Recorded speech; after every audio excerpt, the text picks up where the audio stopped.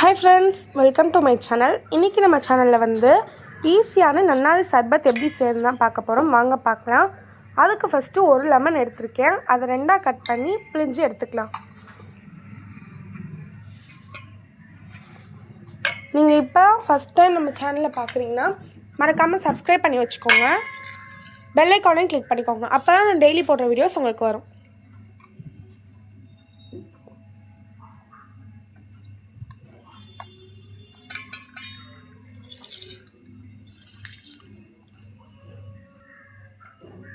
இப்போ பிழிஞ்சு எடுத்துக்கிட்டாச்சு. இப்போ இது கூட நம்ம நன்னாரி சர்பத் சேர்த்துக்கலாம். அது கூட வந்து நான் சப்ஜா சீட்ஸை ஊற வச்சு எடுத்து வச்சுருக்கேன். அதையும் நம்ம சேர்த்துக்கலாம். அதுக்கு முதல்ல கொஞ்சம் தண்ணி சேர்த்துக்கலாம்.